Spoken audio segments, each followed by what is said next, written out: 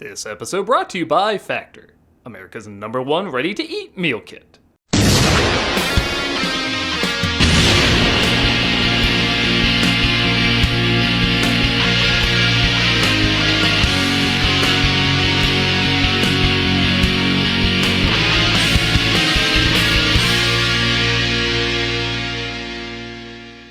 Hello, I'm the Nostalgia Critic. I remember it so you don't have to. And welcome to a brand new segment! Maybe.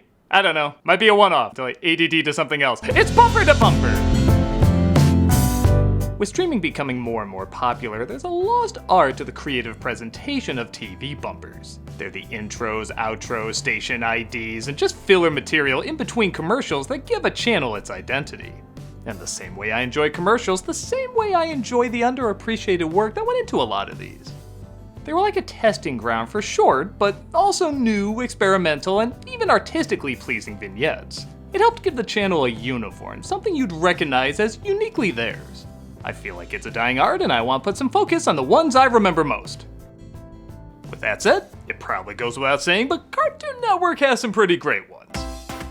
Launched in 1992, you would think the identity of a channel called Cartoon Network would be easy to come up with. But when there's such a wide range of animated gold, both classic and modern, it can be a little tricky.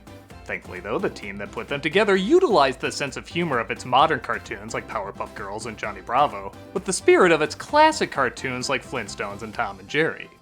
The result was something that felt adult and new, but also child-friendly and familiar. I'll admit when Cartoon Network really started taking off, I was probably the wrong age to really be into it, but I did check it out from time to time. I liked seeing classic shorts like the Looney Tunes, got into one or two of the newer shows like Dexter's Lab, but I'll be honest, my favorite thing about it was the bumpers. It's not like today where you can just look them all up on YouTube. You had to watch the shows, get through the commercials, and when one finally popped up, it kind of felt like you found hidden treasure, like a little moment that was made for you and maybe just a select few other people, because they really were well put together. Now keep in mind, I'm not going to be able to cover all the bumpers, IDs, intros, outros, etc. over the years as A, I didn't see them all, and B, there's just way too many.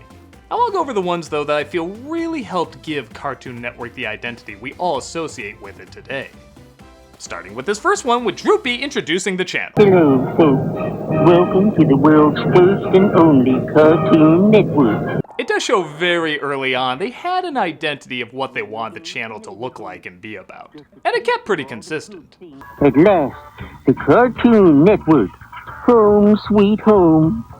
I'm so happy.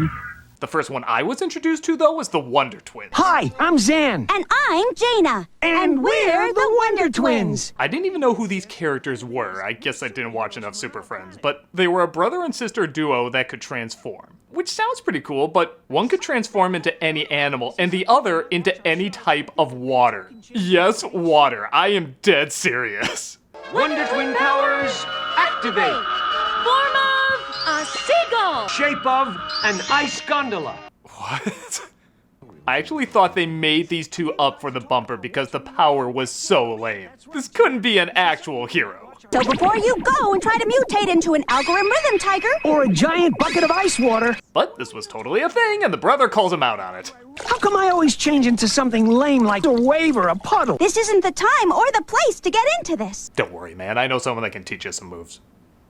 Not only is the idea funny, but the sister's voice coming out of this tiger is hilarious. Zan, relax. I could get beaten by a sponge. Wouldn't even have to be an evil sponge. And the fact that the janitor uses the brother to mop the floor? Or not necessarily. This is some S-tier humor.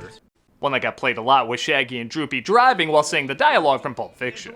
With their own spin on it, of course. Know what they call pound puppies in Paris? They don't call them pound puppies. Nah, they don't have pounds in France. They have the metric system. They call them less puppies royale. Good God, that is ingenious writing. Seriously, this is like Simpsons and Pixar writing at their peak, and it's used for a minute of screen time people aren't even scheduling to watch. Think about that, they're watching this on their way to the program they're really tuning in for. They didn't have to put this kind of effort into it. Yeah, and in Morocco mole is just called mole. I could be wrong, but I'm pretty sure it's Casey Kasem reprising his role as Shaggy as well. Which works because his voice is older and more mature, and they're giving him dialogue that sounds older and more mature. To a point where I swear it kinda sounds like Saul Goodman. It's like this. Cartoon Network's the same in those countries as it is here, except for little differences. Shay Goodman! I know that's gotta be Kasem in this Sidekick promo, though, where a bunch of animated second bananas meet up to try and convince people of their importance. We may not get the best lines, but we move the story along. Porky Pig had a full-fledged career as a star going, and he really only started doing his best work as a sidekick. That's actually true, too! Were they, like, really strict on the quality of these promos, or did they just really like making them? We're there to make the stars look better, and that's a responsibility that we don't take lightly. It has a good ending, too, with the sidekick of Cow and Chicken showing up. I ain't supposed to be here. I'm not a sidekick. I'm a co-star. My name is in the title, for crying out loud. If there's an "and" in front of your name, you're usually the sidekick. Another one that got a lot of play that also starred Chicken is this parking lot promo. Cartoon Network keeps adding stars without adding parking space. Chicken, Fred Flintstone, this guy I always thought was He-Man, but I guess his name Thundar? With 2 R's? Because Epic? Are having trouble finding parking. Reserve for Papa Smurf. Can no leader go undated? Okay, Papa Smurf needing that large a space already cracks me up. Space Ghost offers his spot, but remembers he flew into work. Silly me. Oh, brother. However, one is spotted just as Scoob Racer spots it. All right, boys, I need your foot power to help me gun it. And this contrast of different cartoon sounds always gets me.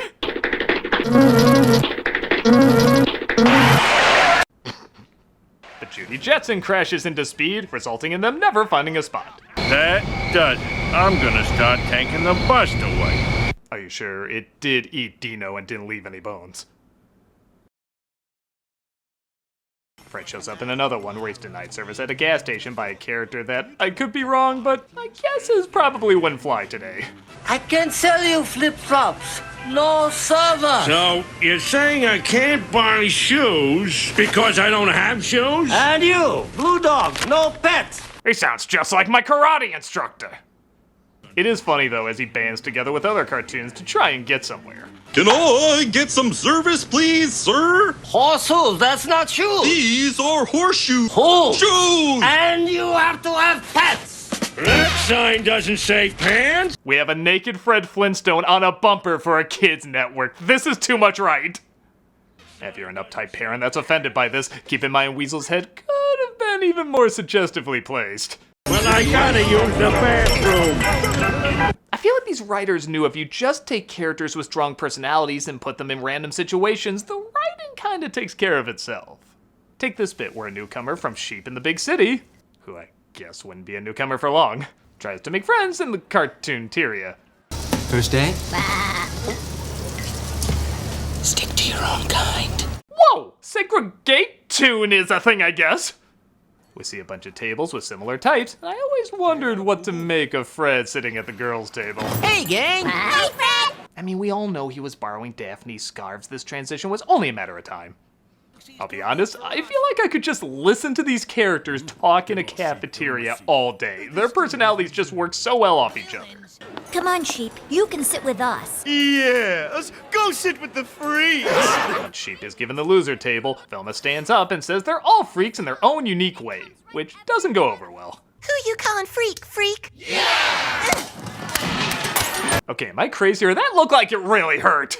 That's like the bagel from Spider-Verse, man. There should be blood coming out of that nose. Cartoon Network, the best place for cartoons. Oh, also, bad moral for kids about not getting along. Who cares? It's funny.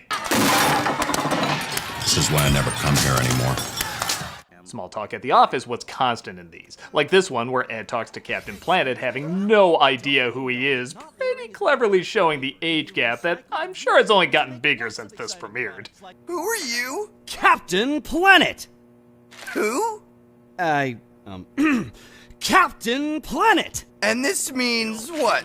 What makes this so great is that Captain Planet was the passion project of Ted Turner, the guy who owns Cartoon Network. So mocking his creation openly kinda feels like a ballsy move. That piece of paper can be recycled and used again to make napkins, newspapers, and lots of other products even more exciting than napkins and newspapers. Oh, hey. How about spitballs? I guess it shows Turner does have a good sense of humor. Shame the guy who wrote it had his house blow up a day later. But needless to say, this got a good laugh. Hey, would you stop that? Not surprisingly, superheroes did get a lot of attention. When Lex Luthor is about to drown Aquaman and Wonder Woman in pea soup, they have this back and forth. My ability to talk with fish is of no help, Wonder Woman. Yeah, Aquaman was still the bitch to make fun of in those days. Good thing Jason Momoa would fix that up for a short amount of time. What? The Powderpuff Girls? It's Powerpuff! No D! The Powerpuff Girls come in to save them, though, resulting in this awkward as hell line. You girls are developing into quite the superheroes. Someday we'll be as developed as you! And if you think they're not aware of how that sounds, the rest of the promo is literally just them snickering. Wonder Woman even covers her chest. You bet the comments were turned off on this one! Some crossovers get even more awkward, though. Okay, that's not true, I just needed a transition. But we all remember what a pain Scrappy Doo was, and this promo exploited that to no end. Eustace. Scrap. Oh, do you work here? Scrappy! Yeah, for a while now. I've been busting my hump at this network for years! Unlike the movie, though, that also made fun of Scrappy Doo by having him, pee on people. Oh god, he's peeing on me! Yeah, that's a lot of thought went into that. Cartoon Network said, hey, what if we take that and make it, funny? The result is Scrappy having a complete mental breakdown as other cartoons are going to work, leaving him on the curbside. I mean, who do you think's been keeping the cartoon mystery fresh all this time? Shaggy backing away, trying not to get noticed, might be the funniest thing in all of these. I've been here longer than you, and you! He just goes more and more insane as people either try to calm him down or avoid him. You are here today, Scrappy? You are a genius! How'd you figure that out?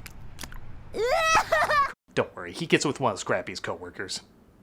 Oh, I'm not kidding. There's a bumper all about Dexter and Velma dating. How old is she supposed to be again? I can't seem to get the viscosity of this emulsion exactly right. I would be happy to help. It ends with her getting distracted by Johnny Bravo, though, who instantly wins her heart. Dinner? Sure, Johnny. How old is she supposed to be again? Seriously, they're always called kids, but they look and act late 20s. If they're supposed to be kids, how come there's a show where the gimmick is they're kids? They actually expand on Velma and Johnny's romance in another bumper, where Johnny talks about her like she was the love of his life. In a weird way, I do kind of ship it.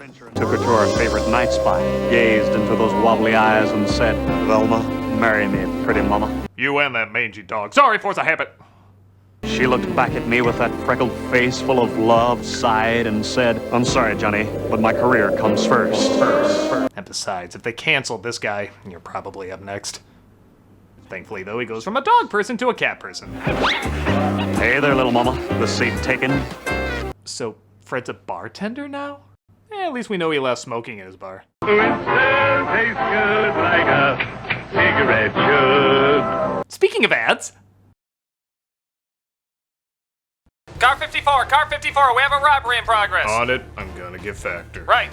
What? During the prime spring season, you need wholesome, convenient meals to energize you for warmer, more active days and keep you on track reaching your goals. You know there's a robbery in progress. Factor, America's #1 ready-to-eat meal kit, can help you fuel up fast with ready-to-eat meals delivered straight to your door. You'll save time, eat well, and tackle everything on your to-do list. You're stopping a robbery on your to-do list? Too busy to cook this May? You should be, because you're stopping a robbery. With Factor, skip the trip to the grocery store and skip the shopping, prepping, and cleaning up too. And skip the robbery. You're very good at that. Factor's fresh, never frozen meals are ready in just 2 minutes. All you have to do is heat and enjoy, then get back outside and soak up the warmer weather. I think I just saw you go by. Are you driving a Factor delivery truck? They offer delicious flavor-packed options on the menu each week to fit a variety of lifestyles, from keto to calorie smart, vegan and veggie, and protein plus. Prepared by chefs and approved by dietitians, each meal has all the ingredients you need to feel satisfied all day long while meeting your goals. I can tell what your goals are. And if you're looking to mix it up, you can add a protein to select vegan and veggie meals each week. Frank, you can tell me. Has an alien taken over your mind? Why, at 22? I have a name. It's Officer 22. Head to factormeals.com/nostalgia40 and use the code nostalgia40 to get 40% off your first box. That's code nostalgia40 at factormeals.com/nostalgia40 to get 40% off your first box. Okay, Frank, seriously, can you stop this robbery? I already did. You did? I'm feeding them all Factor right now. Oh my god, stop him! He won't shut up about it! Are you gonna gonna use the code? My hands are cuffed! If I uncuff your hands, will you use the code? Yeah, I will. Frank, I don't totally listen to will. him. It's a trick. Do really not will. I'm uncuff him. totally Do gonna not that. uncuff yeah. him. Let's do that. Doug plays Jedi Survivor every Friday on Twitch. We also have content 5 days a week. Hope to see you there.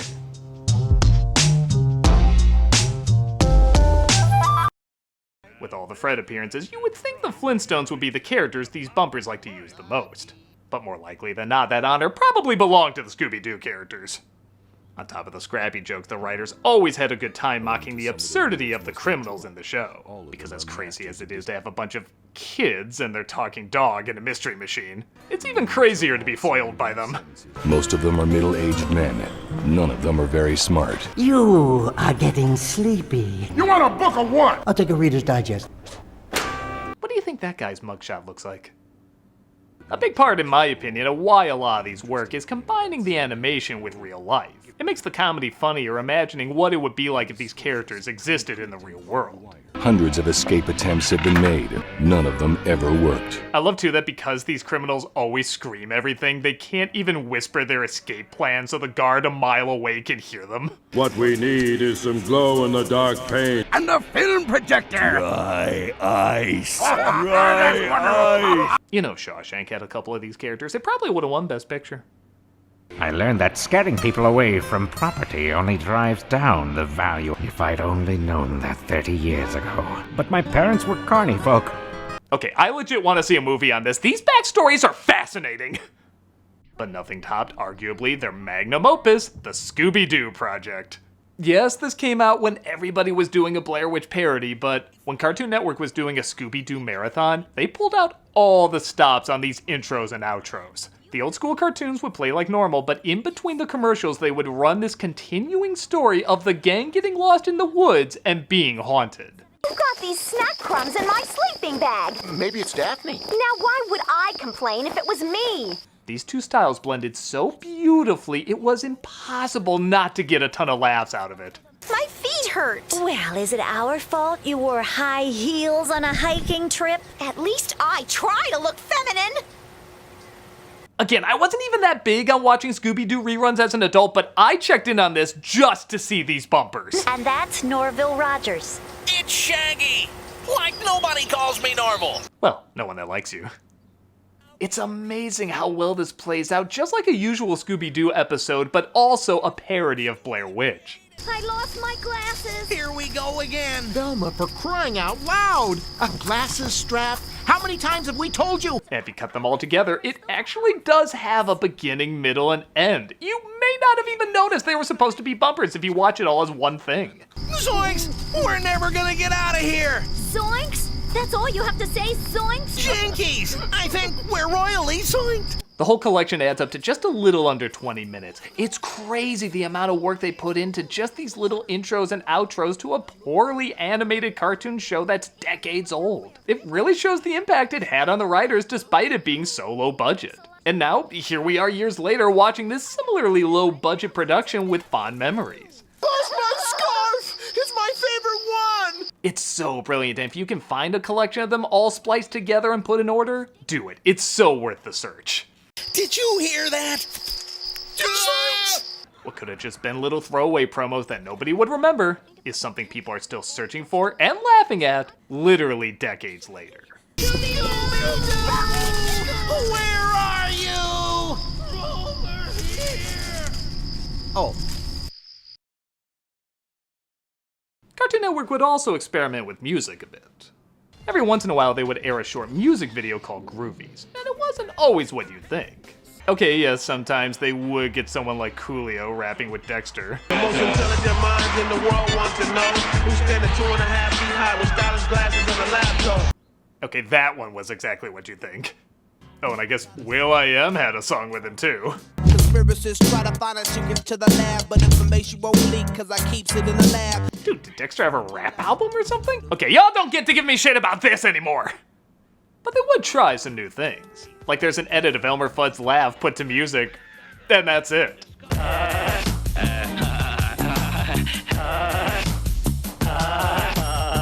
It's really odd, but also kind of hypnotic. I'm not gonna lie, it's kind of hard to turn away from. Sometimes the music videos would play on a joke, but also kind of tell a story.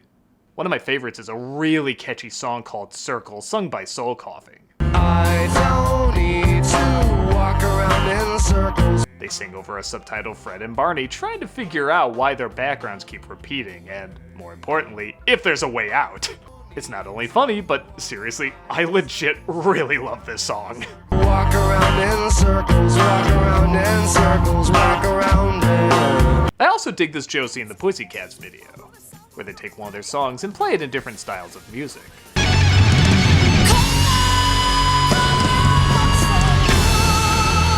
It's such a simple idea, but it's really fun to watch and listen to.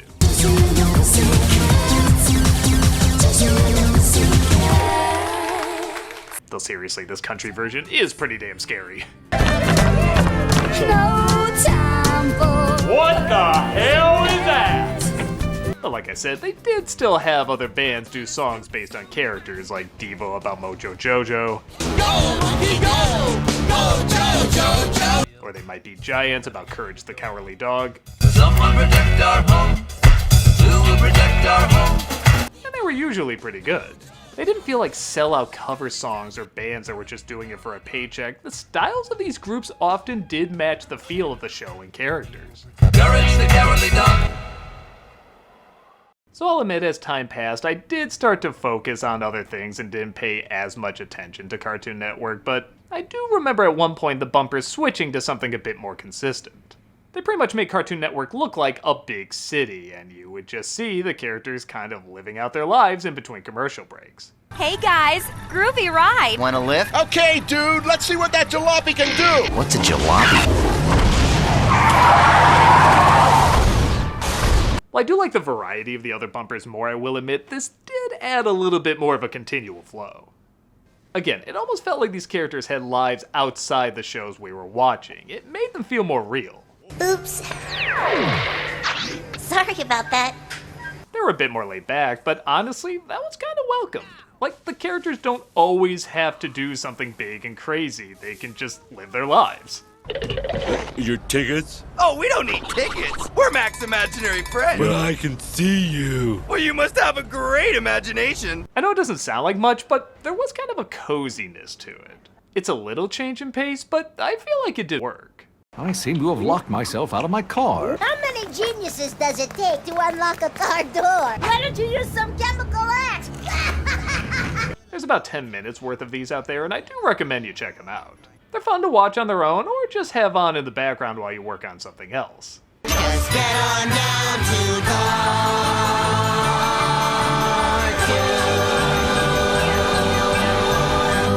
And after that, I really haven't kept up.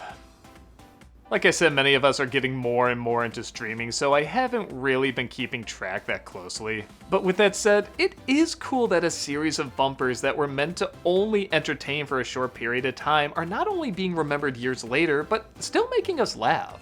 If you go online, you find a lot of these compilations have over 1 million views, so it shows their hard work and creativity really did pay off and leave an impact. Okay, I can't say these are epic masterpieces or anything, but for the bare minimum job that most bumpers require, Cartoon Network certainly went above and beyond and showed they really cared about what they were working on. And no doubt left a gigantic mark on those that watched it every day, and even the casual viewer like me who checked in every once in a while, but still took a great deal from it. With that said, what were some of your favorite bumpers? Were there ones that came out after the time period I was talking about, or did I miss one that maybe left a big impact on you? And on top of that, would you like to see more of these?